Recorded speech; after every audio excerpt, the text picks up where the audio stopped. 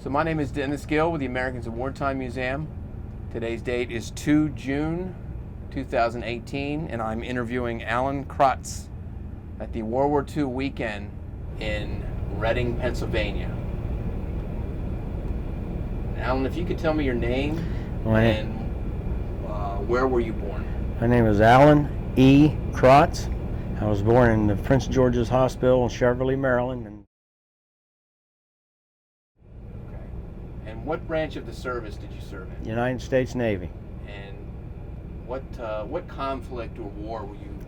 Well, it was during the didn't see any combat. Was on board ships.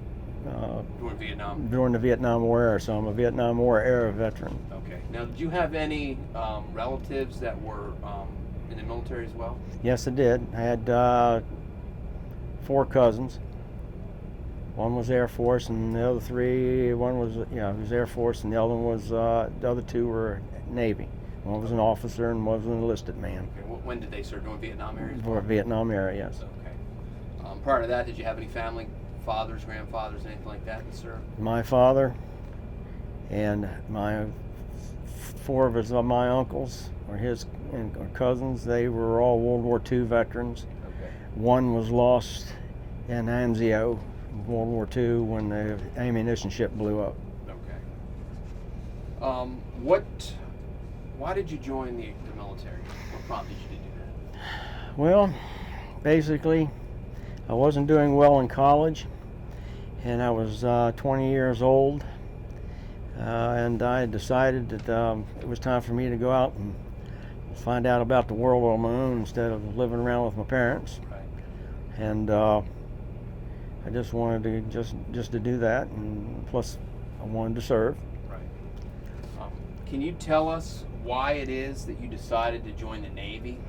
Why that branch of the service? I joined the Navy because, well, my father always was always in the Navy, and as a kid growing up, one of our local channels out of Washington D.C., they always played on Saturday mornings Victory at Sea, half-an-hour shows, and I got up in the mornings, and when Victory at Sea came on, I was right there watching. I didn't miss a one. Right.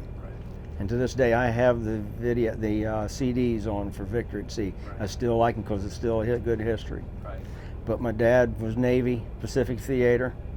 He served on the USS Hudson DD-475, and had some cousins and everything all the way out west on the Pacific. His one cousin, Robbie, he was on an ammunition ship. He was part of the Navy gun crew, and they were at Anzio, and they got hit by an 88, and then the ship caught on fire, and it blew up. And on the Victory at Sea films, they talk about Anzio, and you see this explosion. That was the ship that he was on, and he was never found. There was only like 3 or 4 survivors of the ship. Okay.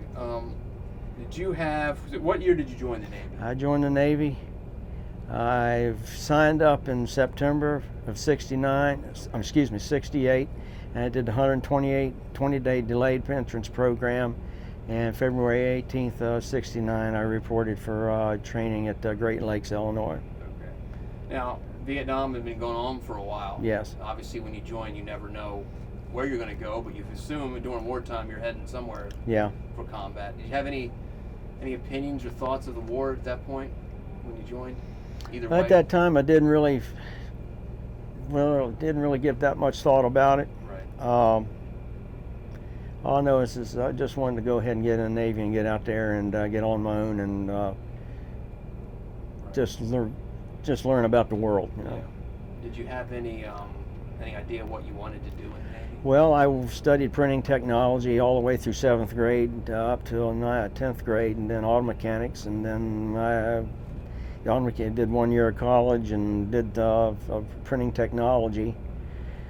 And my curriculum, they changed it, so I said, oh, heck with it. So I was working for Montgomery Press up in Rockville, Maryland, which is a newspaper plant. And Right. I got back into the printing trade, and I liked it. And I said, well, I found out that they had Navy LIs. And after boot camp, and they had, when I was at boot camp, I should say, I had put on there that I had lithographic So that was recommended for a lithographer, but they put me on when I went on to my first ship was the New Jersey. New Jersey was my second ship. That was on deck force a little bit, but I went down to the print shop and introduced myself and told them what my credentials were. And after being on the New Jersey for about a month or so, I got transferred to the print shop on the New Jersey. Let's back up just a bit. You said you went to basic training in Great Lakes. Great Lakes. How long is that? That was, I believe that was, I think it was 12 weeks. Okay. What kind of stuff are they teaching you in Navy boot camp? Well, basically the basic Navy information, just dialogues, and the shipboard thing, all the basics. Do you have any thoughts about basic when you look back? No, basic I didn't have any problems with basic. It was just I knew I had to learn something. They were teaching us something to make sure that when we got into the fleet, we'd know what to do. Right. They asked you, what did you do before you came into the Navy, and you fill out the sheet and tell them what you did before your occupation was. But boot camp was okay. I mean, I didn't bother me whatsoever. It was just part of the curriculum to getting into the fleet. Yeah. And from there you go where? Well, Great Lakes. Back home on leave after Great Lakes, and then they sent me to Long Beach, California, the base there. And my orders were for the battleship New Jersey, USS New Jersey, BB-62. Okay. Well, the New Jersey had been called back because the North Koreans shot down one RE C-121s, and it was just at that time. So she was about 3 days out, and they turned her back around. They took her back up there off until it was cleared up. And while that time, after boot camp and that, she was out. And when I got in back to Long Beach, they put me on temporary assigned duty to the destroyer, the Harry Hubbard DD-748. And I was on the Hubbard for about 2 weeks or so, something like that. And go anywhere? No, she was on her last. She was a Sumner class destroyer, World War II, and she was wore out. Okay. And matter of fact, when I was on her, the material inspection was going on, and that was the end of it. Yeah. So when New Jersey came in, was on the Hubbard, and I watched her come in to Pier E, and about 2 days later, says, "Oh, you guys are crew members for the New Jersey. Right. Muster up on the deck. They're going to your ship." Okay. I ended up on 2nd Division on the New Jersey, which was turret number 2 as a bosun's mate, or just a deckhand, was a seaman apprentice. And I kept putting in my chits because I had the information in there about being a lithographer. Yeah. So real quick, so what is the New Jersey's a battleship? Yeah, battleship, yes. What is its primary mission? What is the battleship? Battleship, supposed to maybe a destroyer or something. Well, the battleship was she was during the Vietnam War. She was off on the coast there, going back and forth, artillery shooting with the 16-inch guns. Okay. She was quite effective. Right. Okay. Now, how many ships would go out? She's not by herself, obviously. So how many ships would go out on something like that? I don't know, because I wasn't on her because we were in in Long Beach getting ready to go back to redeploy to Vietnam, and we were getting ready to have the change of command ceremony, and then we were given orders to stand down, that our deployment to Vietnam had been canceled. My words that we got was that the Paris peace talks, they were trying to get that started, and basically our people were told if the New Jersey shows back up to the Vietnam waters, they were not going to sit down to have any peace talks. That tells you something about how effective she was. Yeah. And so we had to have a change of command. Captain Schneider was retiring, and our new commanding officer that took over, and just like that, I can't remember his name now, but I can remember him standing at the I was with the JO, the ship's JO, helping him because I was in the print shop, and I can remember here, Robert C. Peniston was his name, and he had been on an Iowa-class battleship in the 50s when he was a midshipman and a young officer, and that was his dream. And to be honest with you, that's the first time I ever seen a captain stand in front up on the podium when the change of command was handed over to him, and he had to say a speech, and he was crying. And that hits me to this day. Sometimes it comes back to me, and I think, boy, well, that was a bum rap. So what is your duties on the Jersey? All right, well, I was, like I said, I was in 2nd Division for a while. That took care of with Turret number 2. Okay. And I was in magazine 519. Okay. And it took a couple times out, the times when we were out there, for the midshipman stuff and everything, shooting. I ended up being the paddle scuttle operator for magazine. That's the opening up. There's a scuttle when you're on tape, when you after you open up your canisters, they have the 110-pound bags in them. There's 3 bags of canister, and you have your tray, and you open it up, and then I was the head to the sound-powered headsets, and was in contact with the center for the gun captains. Right. And I would hear Papin Bovenlier. He was one of the oldest Navy first-class petty officers, and he had gold stripes all the way down to here before World War II. And he was the GMG. Even the chiefs and officers went to him. And he was on the headset for number 2, for Turret 2, and he said, magazine 519, and I have an answer magazine, 519I, past 6 bags, past 6 bags, and I said 5919, passing 6 bags, and they turned the scuttle, each bag separate at a time, and then they went on up to the handling room, and that's what we did. And well, what are the bags? They were powder. Powder. Okay. Yeah, 110-pound bag. Okay, and how many would go? 6 bags. 6 of them. Yeah. And after that, we were coming out and on our midshipman's cruise, and we were getting ready to leave San Francisco, and I was told to report. I was on muster up on the forward back for Section 2, Division 2, and they said, Crotts, report to the print shop. Grab your bags and pack everything up and go to the print shop. So I ended up getting to become a lithographer striker in the print shop on the New Jersey. I was an LI lithographer. Now, what are your duties? What is well, I was back in working the shipboard print shop with. We had another seaman LI. I was a seaman apprentice. Was a LI striker, but didn't have any. I had taken all the class, the paperwork, the tests. And they had a 3rd class, and we had a 1st class petty officer in charge of the print shop. And I enjoyed it, but it was short because we did our midshipman's cruise, and there were places we went, and then like I said, when we was getting ready to have the change of command, we were told to stand down, that the ship was to be decommissioned. So we had to go undo everything that we had done prior to that, and the captain, gentleman taking over. It's the first time I ever seen a man at the podium and stand there and cry because it hurt. Let me ask you. So it may surprise people to find out there's a print shop on a battleship. There was a print shop on battleships, light cruisers, heavy cruisers. All your repair ships, submarine ADs, ASs, ARs, they all had print shops. Even your seaplane tenders had print shops.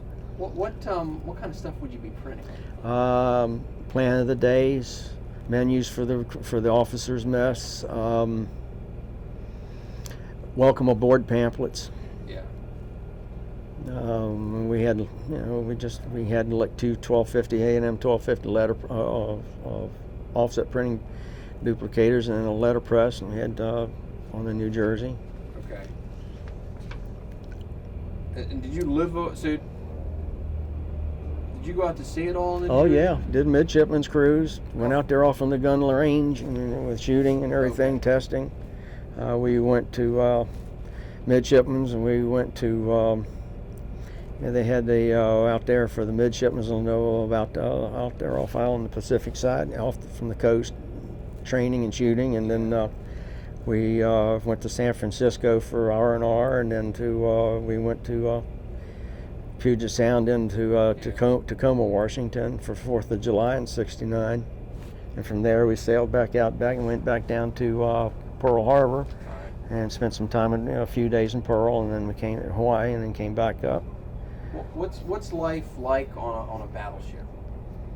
It's just probably like any other ship. It's a bigger ship, and a lot more people. And I mean, what are you doing when you're not working? Well, at sea, we usually had movies. After your meal and everything, an evening meal, they always movies for the crew, or you go to the library and do whatever you want to do, or sometimes you watch the movie a couple times, 3 times, but there was. Oh, and if you had enough money, you could, especially if you're back in Long Beach, as a seaman apprentice, you only made like $42 a month. So you've learned how to pinch your pennies, and learn how to take care of your finances. You remember how many men would have been on that ship, roughly? Oh my gosh, I forget.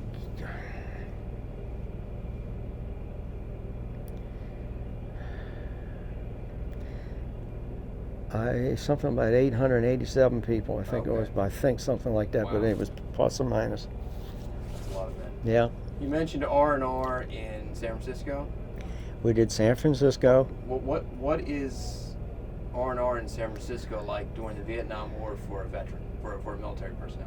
What is that like, given the kind of stuff that was going on? Well, basically, I didn't spend much time in San Francisco because I had to. I was coming back from leave, right. And I picked her up in San Francisco. I was there just for several hours. But I didn't really get to see much. The only thing I got to see was when we were going back out to head north, and I went by the island, Alcatraz, and right. Being buzzed by an F-4 Phantom coming by. Okay. So fast you didn't hear him until he went by, and you hear the roar after that, But we spent, like I said, we went to Tacoma, Washington for the 4th of July, and there was a big festival there for us and everything. So where do you go from the New Jersey? Where do you go from there? I went to after I left the New Jersey for decommissioning. I was an honor. I left her before that. Came home on leave, and then I went back out to San Diego. I picked up the destroyer Tender Prairie, USS Prairie, AD-15. Okay. And ended up for a brief time. We were going to Subic Bay, Philippines. Okay.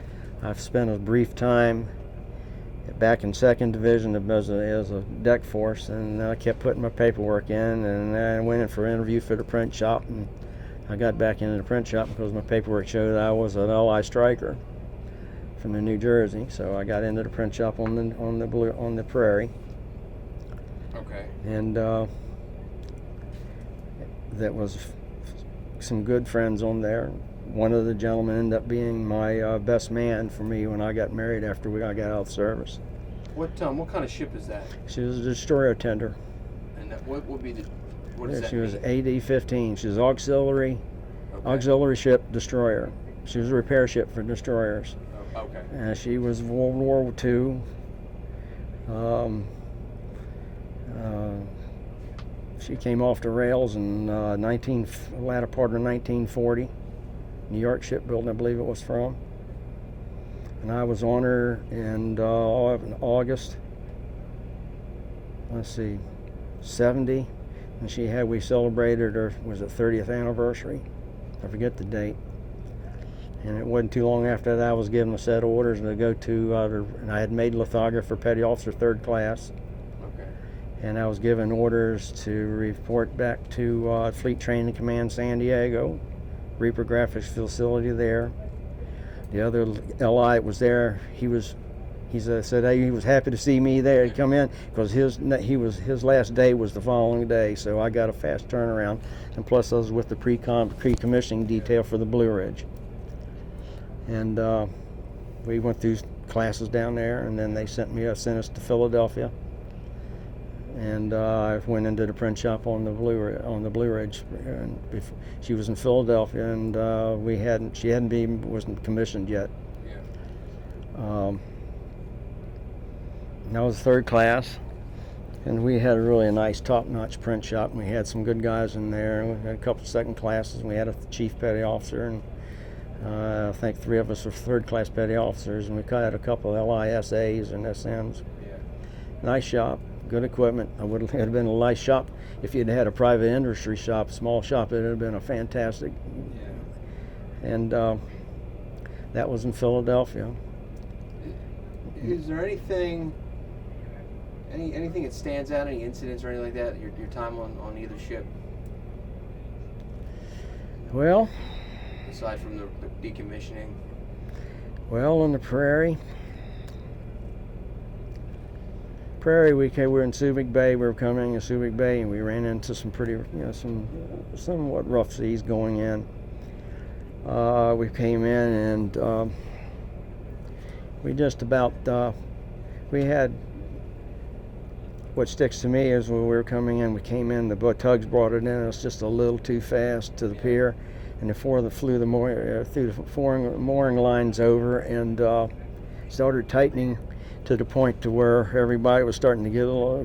When you see the mooring lines this big around start smoking and they're cracking and going, you think, man, this is not good. And we had a gentleman that was on the ship who had been on another ship and had a mooring line had hit him, had ruptured and let go and hit him, and he had scars all on his body right here, and everybody in that one division remember seeing that, said, no, we're not going to go through this, but they finally stopped her. But Subic Bay was fun.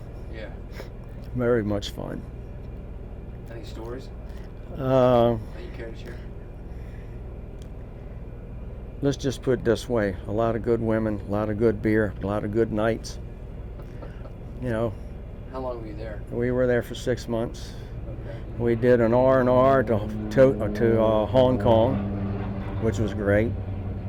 What I liked about that, every place we went, the Navy was one thing about it, when you went someplace, they always managed to have lined up guided tours for the crews. Yeah. And I took advantage of all of them. And one was for Hong Kong Island and Aberdeen Fishing Village on the other side.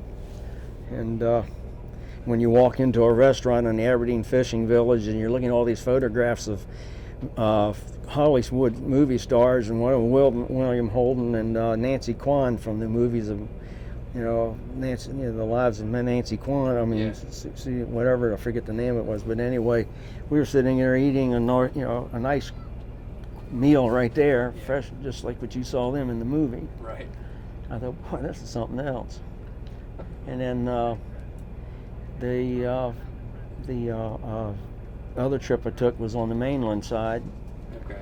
And they took us all the way out, and I can honestly say, they took us up. It was a British command, and they put us up on the side of a mountain, and then 40 yards from us, down from us, was this this fence. Yeah. On the other side of that fence was communist China.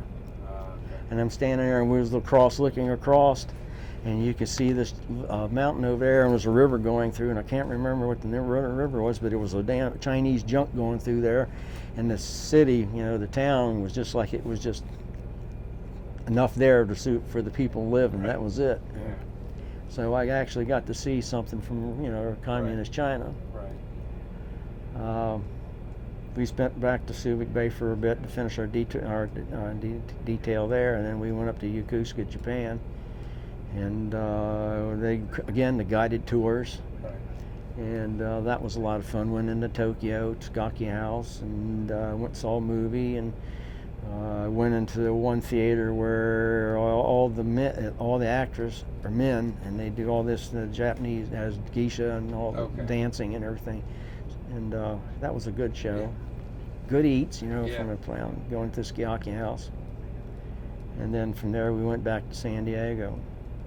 And that's when I thought I was going to be on to San Diego for a while. And that's when, next you know, I had made third class, and they says, you got a set of orders. You're going to Fleet Training Command across the road over here on us for the pre-com detail for a ship. I said, okay. All right. So you're a lithographer. Mm-hmm. That's your primary duties, obviously. I was a lithographer. I worked in shipboard print shop. What do you have secondary duties? So you're in combat. What would you be doing? For the Prairie, when we had for the Prairie, we were in one area where we were just standby, because we only had one 5-inch mount on her. Damage control. Yeah. I had taken the damage control, tests and everything for that. I was certified with that. The only thing we had on the Prairie is we were still in the base there in the Subic Bay, and a dumpster caught on fire across the building over there, and we grabbed the hoses and the snark along, the tips, and went over there and put the fire out. But basically, being in a print shop, that was your job. You worked if you did print. On the Prairie, we had a lot of destroyers alongside of us, especially back in San Diego, or even and we did the printing of the ships, welcome aboard programs for the ship, for those ships. All of the forms and stuff that had to be printed. We did for the little things for the welcome aboard for the Prairie. Right. We basically did the same thing on the Blue Ridge. We did all, because it was new and we were doing shipbuilders trials, so we had to do all the printing for all the paperwork for the shipbuilders for anything that was incorrect or any possible things for being changed. Right. What kind of ship is the Blue Ridge? She was a command ship. Okay. Admiral, I guess, would be? Yeah, well, yeah. Okay. She was the last ship built by the Philadelphia Naval Shipyard. Okay. The nice thing about it was we were in Philadelphia. I could go home on the weekends. If I had the R&R for the weekend, I could drive all the way back down to Maryland, spend the weekend with my parents, and come on back up to the ship. Right. And when we had the commissioning ceremonies, my mother and father and my grandparents and a couple of aunt and uncles, they were all got the paperwork. They were all there for the commissioning ceremony, and that was interesting. Yeah. I enjoyed that. Good. Looking back on it, how would you? How do you look back on your service? I enjoyed it. Positive. Yeah, most of it. I'd say 95% was positive. You like anything else, you're going to have your good times, and you're going to have sometimes not so good times, and some things going on that you don't particularly care for, but you have to do things. So. Yeah. But other than that, it was fun. I enjoyed it. I mean, the Blue Ridge, we left after the commissioning and everything, and all that. We went to the West Coast, and we stopped in Rio. There was good R&R there. We couldn't go through the canal, so we went through we went down through the Straits of Magellan, came back up, dropped the pilot off, and it was a Chilean pilot, so we were there dropped him off. We stopped in Callao, Colima, Peru, and then Balboa, Panama, and then Acapulco, and then back to San Diego.